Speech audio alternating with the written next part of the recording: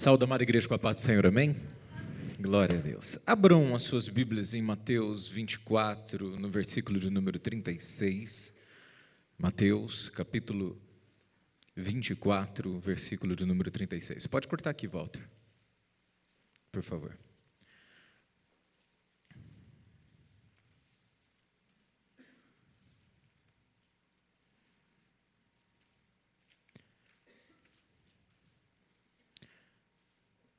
Evangelho de Mateus, capítulo 24, a partir do versículo de número 36. Nós temos o subtítulo como exortação fala para o teu irmão, vigia. Irmãos, é exortação à vigilância. Comece a entender e compreender que esse subtítulo é óbvio que nas cartas às quais Mateus escreveu e os apóstolos e coisa e tal, não haviam subtítulos. Isso é derivado dos escritores e tradutores que foram passando a Bíblia, e com a compreensão, estudo e entendimento disso, eles vão colocando o subtítulo. Parábola dos dois servos, a vinda do Filho do Homem, assim sucessivamente. E o entendimento e o foco dessa palavra é que Jesus Cristo deu uma palavra e nos exorta a vigiar, ou seja, abrir bem os olhos. Mas vamos ver. Porém, a respeito daquele dia e hora, ninguém sabe, nem os anjos do céu, nem o Filho, mas unicamente o Pai. Como foi nos dias de Noé, assim será também a vinda do Filho do Homem. Pois assim como nos dias anteriores ao dilúvio, comiam, bebiam, casavam e davam-se em casamento, até o dia em que Noé entrou na arca, e não o perceberam, até que veio o dilúvio e levou a todos. Assim será também a vinda do Filho do Homem. Então, estando dois no campo, será levado um e deixado o outro. Estando duas moendo no moinho, será levado uma e deixado a outra. Portanto, vigiai, porque não sabeis a que hora há de vir o vosso Senhor. Mas considerai isto: se o pai de família soubesse a que horas viria o ladrão, vigiaria e não deixaria que a sua casa fosse arrombada. Por isso estáis vós também apercebidos, porque o Filho do Homem há de vir a hora em que não penseis. Amém? Fecha os teus olhos em nome de Jesus. Pai, nós te adoramos nesta noite e te agradecemos, ó Deus, porque Tu és um Deus que não nos pega de surpresa. Todavia o Senhor tem instruído, exortado e pedido a vigilância, a compreensão, o discernimento, e em todo tempo a Tua palavra nos dirige, nos dá a entender que o Senhor tem um momento a qual será glorioso, que o Senhor romperá os céus e com voz de arcanjo Tu chamará aqueles que são escolhidos, e ai daqueles, ó Pai, que não estiverem preparados para esta hora. Meu Deus, venha através do Teu Espírito nos dar o discernimento e a compreensão desta palavra, uma palavra emergencial, uma palavra séria, uma palavra, meu Deus, muitas vezes escondida e não compreendida, mas, meu Deus, como diz o subtítulo, uma exortação à vigilância, pois o Senhor mesmo declarou estas palavras. Então chegará dia que o Senhor se manifestará e separará um povo através da sua voz e da marca do Teu sangue, que nós possamos ser estes, ó Deus, escolhidos e não rejeitados, porque andamos debaixo da Tua direção, porque prezamos a Tua palavra, porque amamos, ó Deus, as Tuas diretrizes e vivemos em seriedade. Não somos pessoas, meu Deus, que andamos na superfície, todavia nos aprofundamos na Tua vontade. Cobre-nos com Teu sangue e fala-nos, ó Espírito Santo, nesta hora. Nós clamamos em o nome de Jesus. Fala conosco e nos dá o discernimento necessário em o nome de Jesus. Amém. Amém, irmãos? Podeis assentar em nome de Jesus.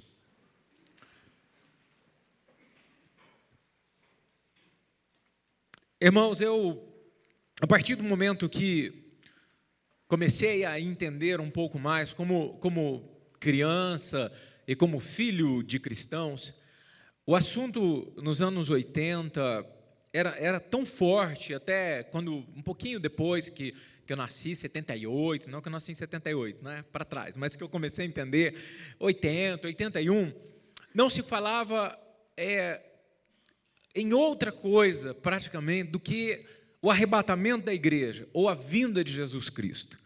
Hoje a pregação triunfalista, ela está tão forte, tão enraizada, que as pessoas, na verdade, acabam não se atentando para as coisas espirituais e pertinentes ao que Deus prometeu, ao que Ele está exortando, ao que Ele deixou como profecia e entendimento para a igreja. A igreja de Jesus Cristo nesta terra, ela tem os seus dias totalmente contados, diga amém. Porque nós não ficaremos aqui, esta é a grande promessa. É uma promessa de que nós andaremos em uma terra que não é nossa, é uma terra corrompida, uma terra infelizmente doente, uma terra que infelizmente pelo pecado ela se corrompeu, ela está em um processo progressivo de degeneração e maldição. Basta você ver, a Bíblia, uma das promessas é que o amor de muitos se esfriaria, que a ciência se multiplicaria. Então nós vemos isso de uma maneira absurda. Há 100 anos, 100 e poucos anos, para se atravessar 600 quilômetros, levavam-se meses, e hoje se leva horas para fazer isso, para ir para o lado do mundo. Isso aí era uma vida, e olhe lá, tinham que pegar as naus, os navios, as caravelas, e de um continente para outro, eram meses. E hoje se monta em um A300, meu amigo, e com 14 horas você vai para um continente ao outro. Nós vemos a tecnologia de uma maneira absurda, nunca vista antes. Coisas que você olha e fala, que é isso, absurdo. Você está vendo um novo, talvez entre no lugar do MP5, M200, sei lá, o quê, e coisa e tal, que é o Sony Holy. Ele é um negocinho fantástico. Quem já viu isso aí? Já viram? É uma coisa fenomenal. Fenomenal, e você olha o que é isso, não tem mais nada para se inventar. Você não pensou isso? Que vão inventar? Saiu do videocassete, que vantagem. Quem tinha DVD era a coisa mais extraordinária do mundo. O que será que vão inventar agora? Eles impedem o Blu-ray, Blu não sei das quantas, e 3D, e vai. Como pode tanta tecnologia e N coisas acontecendo? É porque a Bíblia já falava, e Deus está liberando para que nós possamos estar atentos e vigilantes para um tempo. No amor se esfriaria. O que tem acontecido nos dias de hoje é a matança por dinheiro, é pais que não cuidam dos filhos, é filhos que não amam os pais, é falta de amor, de compromisso, e até mesmo no meio cristão o amor está se esfriando. Mas Jesus, ele vem e nos faz uma relação de exortação fantástica aqui, que ele diz, olha, cuidado, porque este dia e hora ninguém sabe. Já era uma advertência para as seitas e para os pseudos profetas, e muitos que infelizmente, é lógico, tem muitas seitas que, Deus está vindo, o mundo vai acabar, e tarará, em 2012, aquele alvoroço do calendário Maia, tem louco, e alguém me conta que um louco subiu lá em uma montanha, não sei aonde, nos Estados Unidos, e diz, olha, na virada, eu tenho que pular, e vai abrir um portal, e eu entro nesse portal, e eu cesso o final do mundo. Cessou para ele, né? Porque ele esqueceu que tinha uma atração de corpos, né? Tinha a lei da gravidade, e aí o medo cessou, porque se esborrachou e não aconteceu nada, e o povo aquele alvoroço, e profetas, e Jesus vai voltar, porque somando aqui, porque a figueira vai brotar, né? Tem uma profecia aqui um pouco antes, se você olhar em 24, no versículo de número 32, diz aqui, olha, aprendei agora esta parábola da figueira.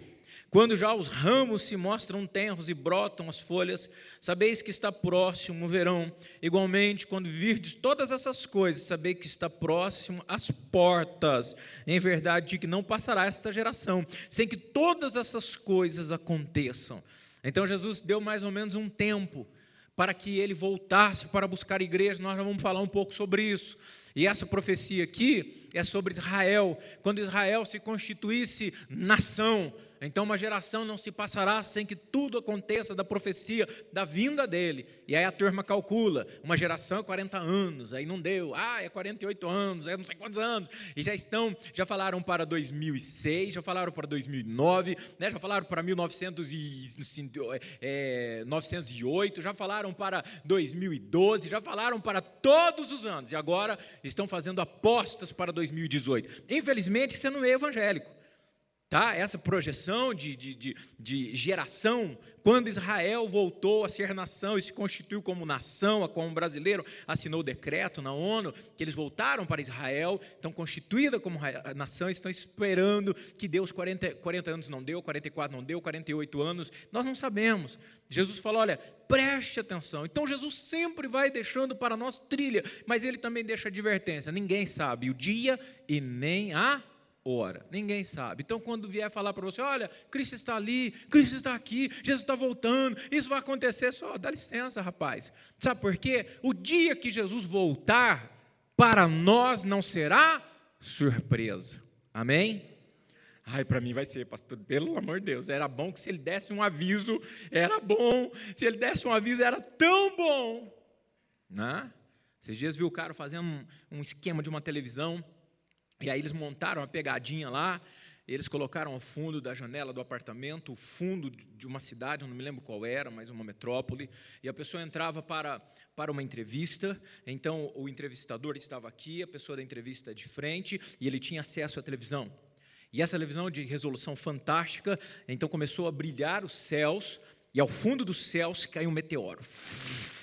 E a pessoa está fazendo... E realmente o meteoro vem na terra e treme o local, e as luzes piscam, e esse cara cai no chão e apaga a luz, e ele clama a Deus, e é maluco e doido. Por quê? Porque ele não tem certeza para onde ele irá se aquilo acontecesse. Quando eles acendem a luz, o cara quer bater em todo mundo, porque é muito perfeito. E vem estourando a cidade. E a pergunta é, se Jesus voltar, e nós, por exemplo... O sangue de Jesus tem poder, e nós percebemos que algumas pessoas sumiram, e que o caos se instalou, e que a gente ficou. Será que nós estamos preparados para isso? Porque o cristão tem que estar preparado. O ladrão vem na noite e rouba quem não está preparado. A Bíblia diz para vós, não é surpresa, porque nós estamos preparados. É fantástico, John Wesley falou, e se Jesus voltasse hoje, o que você faria? Ele falou, continuaria fazendo a mesma coisa. Por quê? Porque estava em santidade. Por quê? Porque tinha compromisso com Deus. Por quê? Porque não era uma pessoa infiel. Por quê? Porque ele nasceu de novo. E a vida dele era sempre. Então não há surpresa para quem está esperando. Não há surpresa para quem realmente está aguardando aquilo. Então nós precisamos estar de olhos abertos, porque muitos serão pegos de surpresa, assim como foi nos dias de Noé.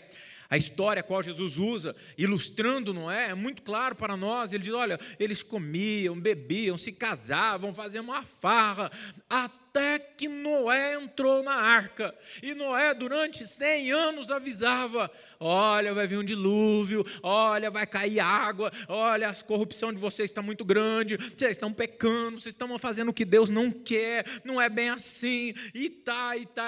Você é louco, rapaz, você é fanático, tu vai muito à igreja, olha, rapaz, que deixaram você meio louco, não tem problema, o mundo é da era agora, rapaz, da globalizada, século 21, todo mundo faz, o pecado está às portas, se eu amo ela, ela me ama, não tem problema, se o camarada ganha vantagem, o que é isso? Isso é direito adquirido, faz um chuchuzinho sim, e vamos embora, porque todo mundo faz. E Noé dizia, cuidado, o que vocês estão fazendo é mal, venham para a arca, igreja, você é louco, cara, eu toco a minha vida aqui, tranquilo. E não perceberam, até que Noé entrou na arca, 100 anos construindo e avisando, dia após dia, que viria um dilúvio. E o que era mais extraordinário é que tem uma conotação fantástica. A terra não havia visto, e a humanidade não tinha visto ainda chuva torrencial. Era um orvalho, era algo que não temos como falar, as mananciais debaixo da terra, e não havia chuva como nós conhecemos hoje, como vimos essa semana.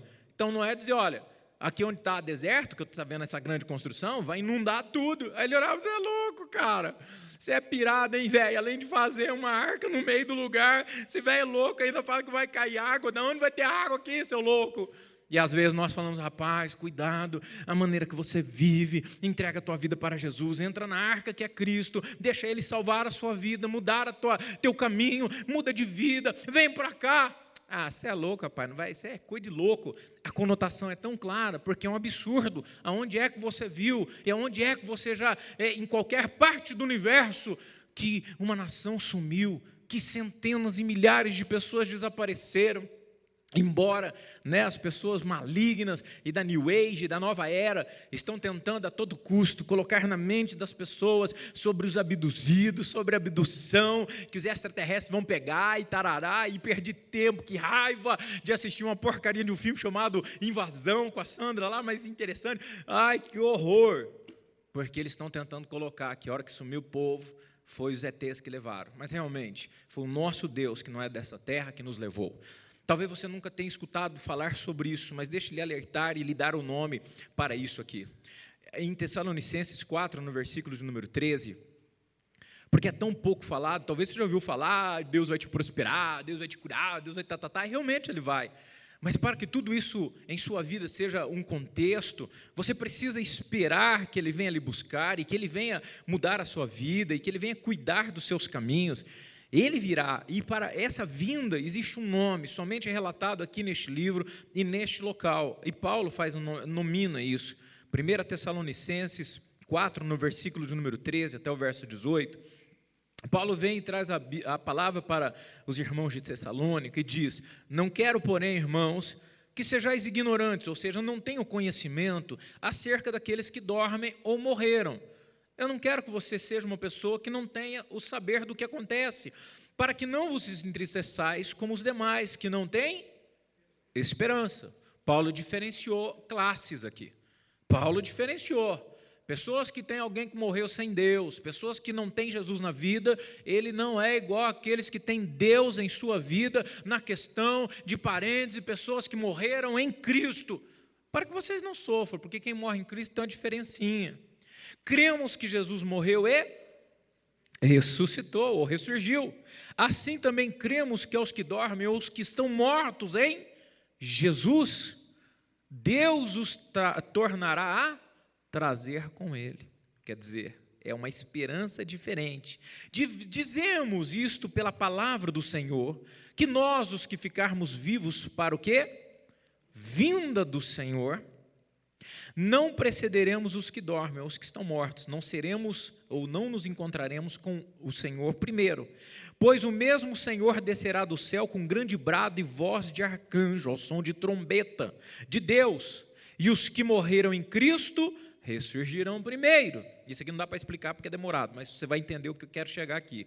Depois nós, os que ficarmos vivos, seremos o quê? Seremos o quê? De novo, seremos o quê?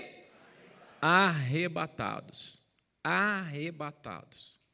Arrebatados. Então, vai uma dica para você, de que tempo em tempo eu volto ao assunto. Nós temos filme, o estudo disso aqui se chama escatologia, tempos do fim. Nós temos arrebatamento 1, 2 e 3. Nós temos o juízo 1, 2 e 3. Nós temos qual mais, irmãos? Me ajuda aí. Deixados para trás, 1, 3, 2, 3, 4, 5, 10, 200. Nós temos Megiddo, é um filme até de terror, mas mostra tudo para que você entenda. Mas o arrebatamento, principalmente o filme 1, é fantástico para que você tenha uma ideia o que é o arrebatamento. Fantástico.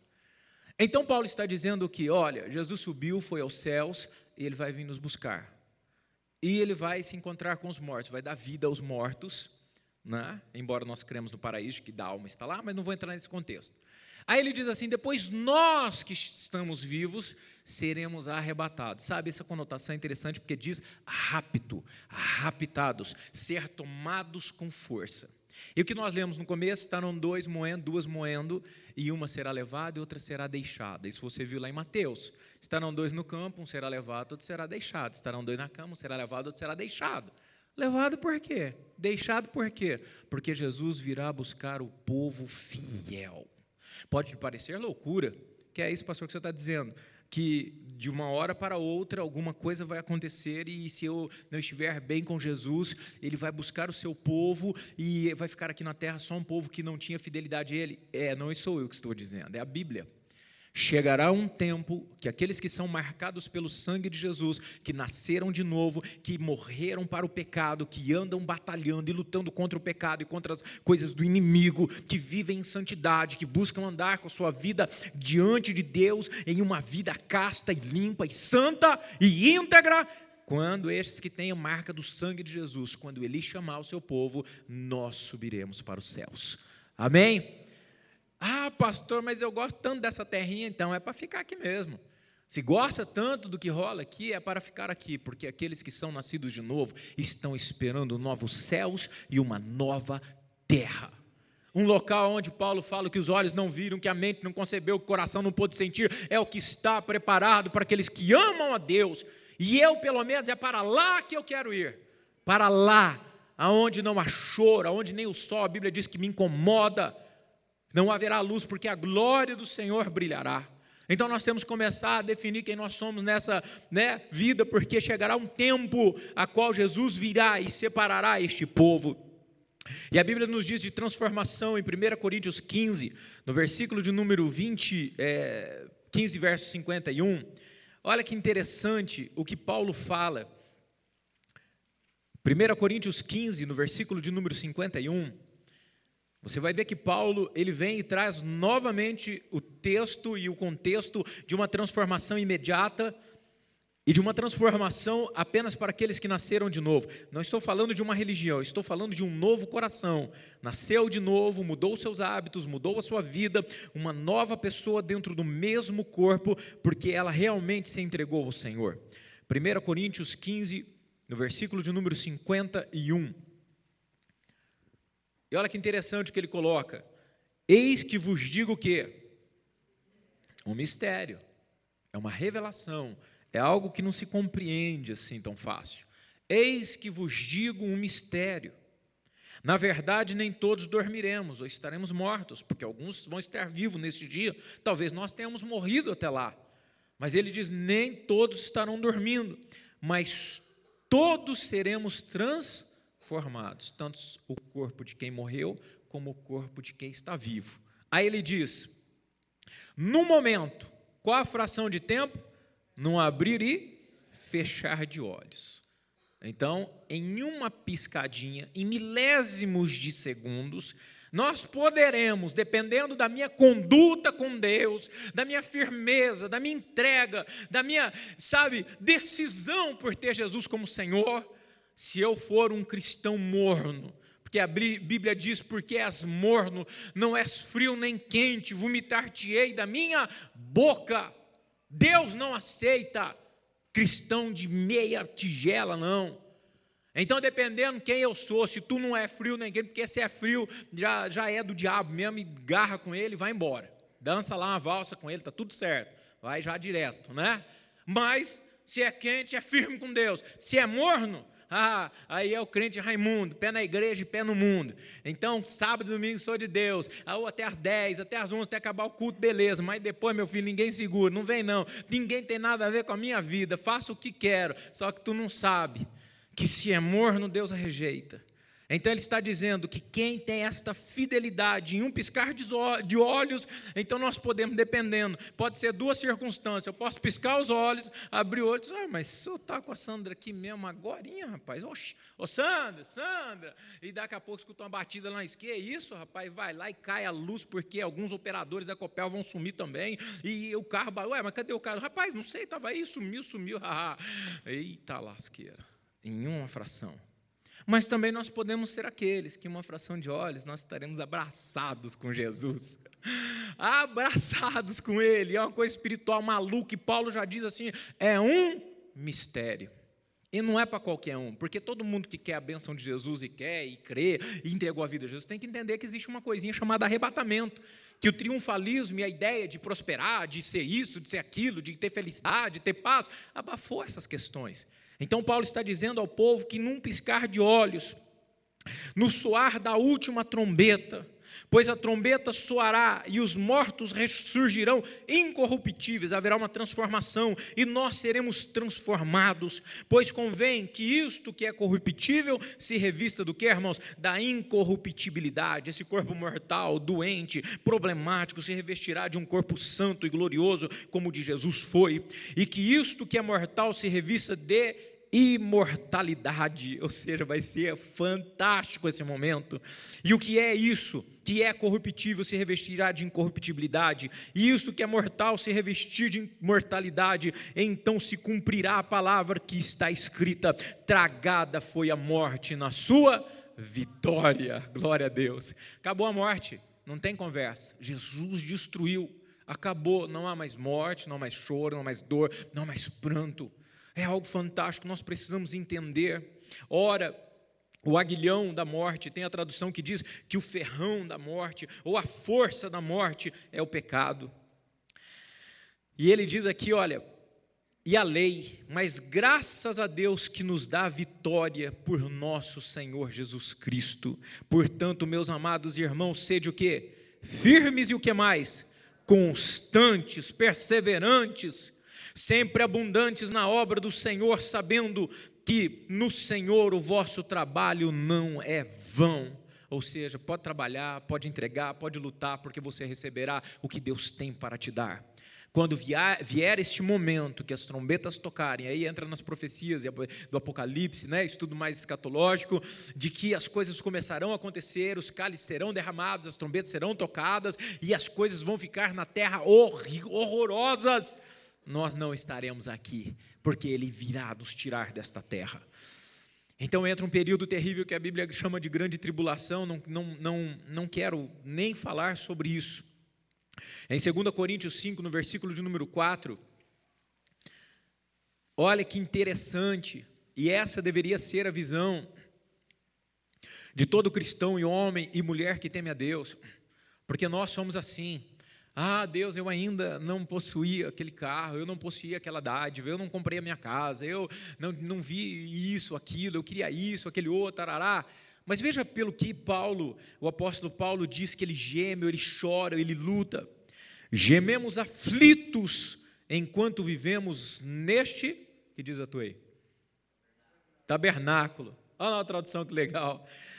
Ele diz, gememos aflitos enquanto vivemos nesta barraca, que não vale nada, é o seu corpo, que é o nosso corpo.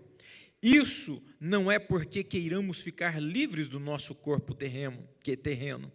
O que desejamos é receber um corpo celestial, para que a vida faça com que o que é mortal desapareça. Paulo está dizendo, olha, o que eu quero é me ver livre desse corpo, porque este corpo e esta mente, elas desejam, Paulo mesmo diz o que é contrário, aquilo que eu não quero, faço, aquilo que eu quero, não faço. Quem me livrará do corpo desta morte? Paulo está dizendo, olha, eu quero ter um corpo restaurado, eu quero ter o corpo de Jesus, eu quero ter a transformação, porque esta barraca velha aqui, ela só quer o que é mal. Irmãos, como nós precisamos, sabe, ser lutadores e tementes para andar e fazer aquilo que Deus quer.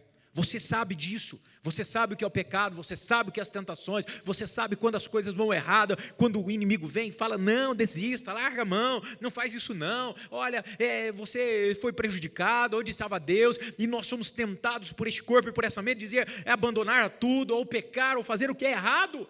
Por isso Paulo está dizendo, como eu quero ter o corpo celestial, porque é um corpo restaurado. É um corpo que nos trará a liberdade completa do pecado, do engano e das coisas malditas. E esse arrebatamento que nos fará isso, essa transformação que nos trará toda a glória e toda a promessa de Deus, ao ponto de romper os grilhões da morte, o seu aguilhão. O que é um aguilhão? Olha que coisa absurda, aguilhão é a ponta da cauda de um escorpião. Olha que Paulo coloca, que nos livrará do poder mortal, dessa ferramenta maldita que mata o homem. Mas Jesus rompeu, mas espera aí, pastor, as pessoas estão morrendo mesmo em Cristo? Estão morrendo, mas não separadas de Deus eternamente, morrem e vão para o paraíso com Deus. Isso é um outro estudo, né? Sono da alma e coisa e tal, mas nós cremos que estão guardadas no Senhor e ressurgirão. Não é a morte propriamente de separar de Deus o tempo todo, nós não temos isso, porque Ele ressurgiu e nós ressurgiremos também, amém? Então nós precisamos entender como está a nossa vida, como nós andamos, como nós vivemos, se nós estamos firmes com Ele, se nós vivemos com Ele. João 14, no versículo de número 3, essa é a promessa. João 14, no versículo de número 3, Jesus fala algo que é esperança e o que nos faz e que nos motiva. É muito interessante como algumas pessoas começam a caminhada da fé e logo se desviam, e logo param e perdem a força, e como o mundo as arrasta, e como as circunstâncias da vida as bloqueiam, as neutralizam. Horrível. E se eu for e vos preparar lugar, virei outra vez e vos levarei para mim mesmo. Aleluia, eu quero ir, para que aonde eu estiver estejais vós também. Tá? Ah, pastor, mas quem mais fala isso? Atos 1, no versículo de número 10, os anjos falam isso. E tem muitos outros lugares, mas nem vai dar para falar tudo, é óbvio. Atos, capítulo 1, versículo número 10. Quando Jesus está subindo aos céus, então os discípulos estão olhando para o alto. Verso 9, para entender melhor. Depois que lhes disse isso, vendo eles, foi elevado às alturas e uma nuvem o recebeu, ocultando aos seus olhos. Jesus estava subindo aos céus, os discípulos, os apóstolos estavam olhando ao Senhor, e uma nuvem o recebeu e eles não viram mais. Então eles ficaram, e aí, e estando eles com os olhos fitos no céu, enquanto subia, de repente junto a ele se puseram 2 homens vestidos de branco, os quais lhe disseram: varões galileus, por que estáis olhando para o céu? Esse Jesus que dentre vós foi recebido em cima no céu, há de vir, assim como para o céu viste ir. Está olhando para quê, filho? Fica tranquilo, toca a tua vida, seja santo, faça o que o mestre mandou. Se viu subir, já ele vai voltar a buscar vocês. Irmãos, nós precisamos ter uma consciência fantástica sobre isso, porque senão perdemos o foco. Mateus 25, versículos número 1, não vai dar tempo de ler, mas você vai ler isso em sua casa. E esta é uma parábola de Jesus fantástica, que mostra exatamente, vamos ler só o primeiro, versículos 1, 2 e 3. Olha que interessante. Então o reino dos céus será semelhante a 10 virgens, que tomando suas lâmpadas, saíram ao encontro do noivo. 5 eram insensatas e 5 prudentes. As insensatas, ao tomarem suas lâmpadas, não levaram azeite consigo, mas as prudentes levaram azeite em suas vasilhas com as suas lâmpadas. Irmãos, a noiva, diga, a noiva sou eu. Diga, o noivo é Jesus. Aí você vai ler. Quem você é? Imprudente? Que vigia em oração, que está com óleo no azeite para que a sua lâmpada esteja acesa diante de Deus, que denota claridade, que denota unção, que denota, caminhos em terreno seguro, e luz, ou a sua vida é como as imprudentes, que permitem que o fogo, o Espírito Santo, o azeite de Deus se acabe em sua vida. Quem é você? Porque quando o noivo chegar, se as lâmpadas não estiverem acesas, certamente não entrará para o noivado. Leia isso em casa, grave essa palavra, arrebatamento, vinda do Senhor. Ele fez uma promessa e Ele cumprirá. A igreja tem um grande propósito, o maior deles é adorar a Deus e servir a Ele, e o segundo maior propósito é ganhar vidas, e o terceiro e mais importante é saber se preparar para o arrebatamento dela, que Ele virá nos tomar. Amém? Coloque-se em pé em nome de Jesus, nós vamos orar. De repente você está dizendo: eita, mas nem sabia de tudo isso, ou o que é isso? Que maluquice. Aí você tem 2 caminhos. Você pode ser como o povo de Noé e achar que Noé era uma pessoa insana. Você pode dizer: isso aí ninguém prova. Isso aí vai demorar muito tempo, igual disseram, que vem chuva nada. E assim como ele disse, olha, assim como nos dias de Noé, faziam tudo e viviam a sua vida regaladamente, tranquilamente, em seus pecados, em suas orgias, em suas prostituições, em suas infidelidades, roubos e mentiras. Assim estavam tranquilos, até que Noé entrou na arca, e assim fechou a porta e Deus desferiu o juízo. O arrebatamento da igreja, a vinda de Jesus, é óbvio que é para nos salvar, para nos livrar, porque depois disso a terra ainda vai continuar existindo e girando, e os fatos vão acontecer na terra, virá a grande tribulação. Isso é tema de estudo, não podemos falar agora, mas ai daquele que ficar aqui nesta terra, porque a Bíblia nos diz que estaremos reunidos com o Senhor, lá com Ele, nas bodas do Cordeiro. O Espírito Santo estará conosco, a presença divina conosco, e aqui na terra não vai ter presença divina não. Pare para pensar o que será este local. Todavia Deus estará derramando o cálice de sua ira sobre esta terra. Ai daqueles que aqui permanecerem. Mas nós não precisamos buscar a Deus porque eu tenho medo de ficar não. Pelo amor de Deus, já pensou? Vou buscar a Deus porque senão eu vou ficar aqui. Não. Você vai buscar a Deus porque Ele te amou. Você vai buscar a Deus porque Ele quer mudar a sua vida. Você vai buscar a Deus porque Ele morreu por você. Você vai buscar a Deus porque Ele pode te fortalecer. Nós buscamos a Deus porque Ele é o nosso tudo. Buscamos a Deus porque Ele nos protege, sim. Buscamos a Deus porque Ele nos amou primeiro. Buscamos a Deus porque nos criou. Buscamos a Deus porque derramou seu sangue por nós na cruz do Calvário. Buscamos a Deus porque Ele morreu por nós a fim de nos separar, nos remir e nos fazer povo seu, nos fazer propriedade exclusiva. Amamos a Deus não porque queremos ser livre de um processo de tribulação e maldição que virá sobre a terra e de uma morte e de um inferno e de demônios, não. Nós buscamos a Deus porque Ele nos amou primeiro. É necessário entregar a vida para Ele, é necessário buscar a sua face, é necessário ver os seus mandamentos, aceitar a Deus. Diz: quem é meu amigo senão aquele que ouve e cumpre as minhas palavras? Porque existem pessoas que dizem ser de Deus, mas rejeitam a sua palavra, rejeitam as suas instruções, andam por caminhos próprios, por ideais próprios. Não são amigos de Deus, porque o honram apenas de palavras. Mas Deus quer que você honre, que faça o culto racional, fazendo o sacrifício vivo com o seu corpo e com a sua vida.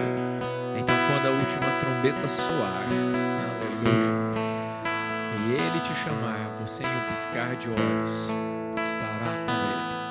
Ah, pastor, mas e se eu morrer? Não há problema, você estará com Ele também. Talvez o arrebatamento já chegou para muitas pessoas, chegará para nós antes, em forma da morte. Mas haverá um dia que os nossos corpos, para quem estiver vivo, será transformado em um piscar de olhos, em milésimo, uma fração de segundos.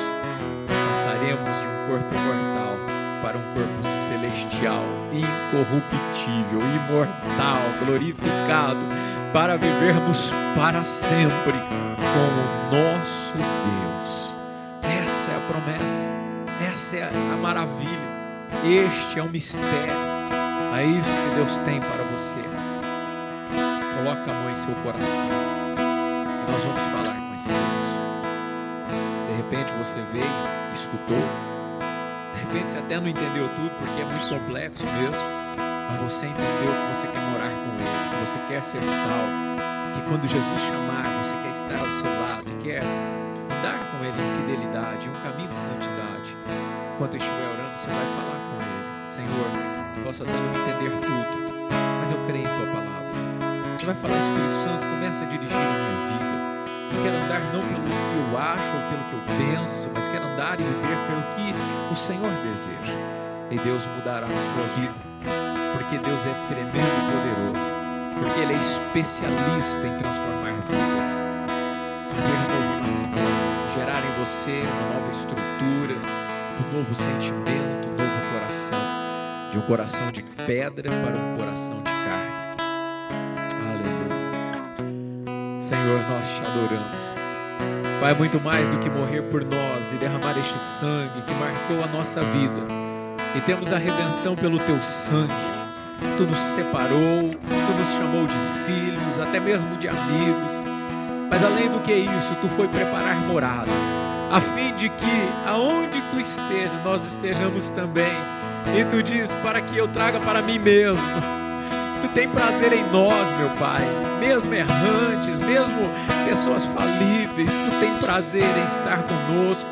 Tu és o nosso Pai, o nosso Criador, e espera que nós voluntariamente nos entreguemos ao Senhor para andar conforme Tu desejas, não como pessoas, ó Pai, automáticas ou como robôs, mas, meu Deus, que pela vontade, pelo livre-arbítrio venhamos andar e viver e ser aquilo que Tu desejas, e assim se cumprirá em nós, ó Pai, o novo nascimento. As coisas velhas se passaram e eis que tudo se fez novo.